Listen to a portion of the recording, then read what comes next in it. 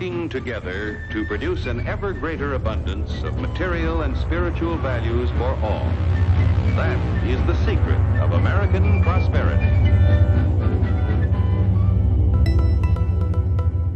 Relative power really matters in international politics. What people mean by that is, who's got the biggest army, what share of international trade do you have, who's got the baddest navy. The United States has huge amounts of assets, the most powerful guns, biggest military in the world, the most advanced military, great structural power economically, it owns the dollar.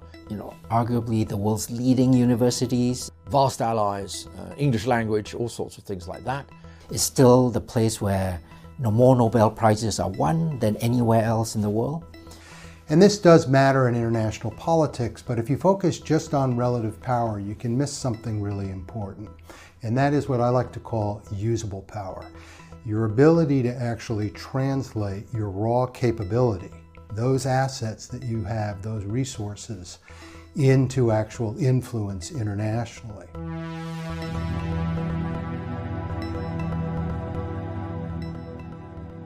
America is many things to many people.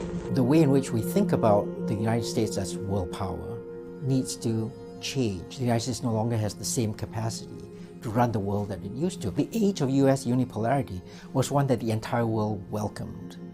And part of that was that the United States, even though it was the world's largest economy, it had the best guns, the top military.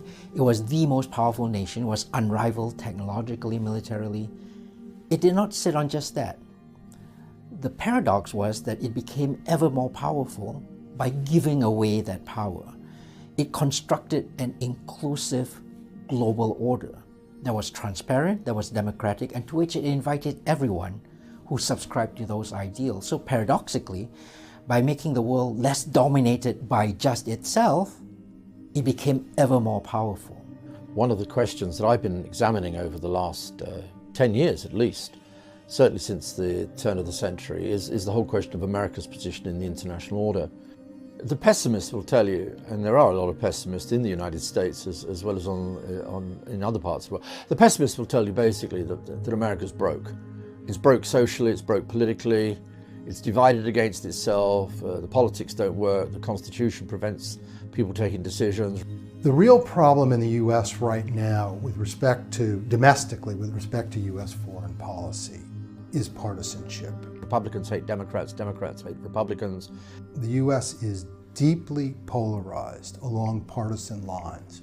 Today, partisanship is about as bad as it was in the late 19th century. But there's a really important difference. In the late 19th century, the United States was a relatively unimportant international power.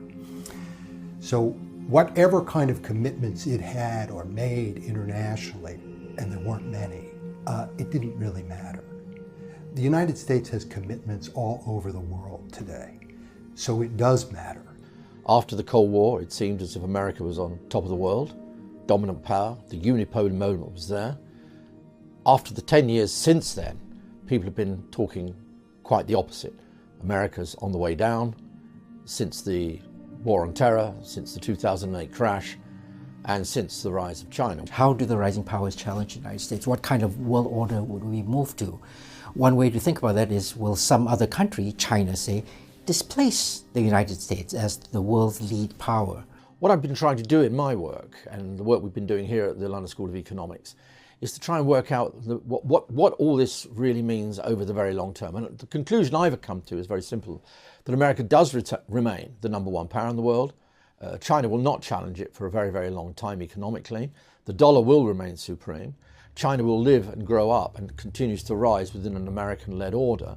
Nonetheless, changes in the world are making that order, created by the United States at the end of World War II, much more difficult to manage. So I think it's fundamentally not one of American decline, but America living in an increasingly complex world. My own view is that the United States is not really suffering from a loss of relative power internationally. What concerns me right now is the loss of usable power. That is, that what is happening inside the United States politically is having an effect on the United States, on the country's ability to translate that raw power into influence. Now, of course, there's lots of problems domestic to the United States, but my view has always been that America's got a very strong political system. It's a very resilient political system. It can take a lot of battering. It also has a lot of resilience culturally. And by the way, millions of people still want to go and live and work there, which also gives it an enormous asset. People want to become Americans. Heck, the other candidate for world leadership at this point, China, the Chinese want to be American. The Chinese people want to be American people. China, on the other hand, has a lot of assets. It's economically rising, it's a big manufacturing base. It's achieved enormous amounts of things, including poverty reduction. It's created more middle-class people over the last 15 years than any other part of the world. It's also kept us out of a world recession. The fact remains, China has 4 times the population of the United States. Simple arithmetic tells us that the instant China overtakes the United States, its average citizen will have an income exactly 1/4 that of the average American citizen. That's just arithmetic. China doesn't, it seems to me, have a vision of what it means to be a world power. However, we can ask seriously about the tendency, the direction of movement here. Are people watching more Chinese movies? Are they interested in Korean pop? Is there an emergence of an East Asian sensibility surrounding music and culture? And I would say yes, absolutely.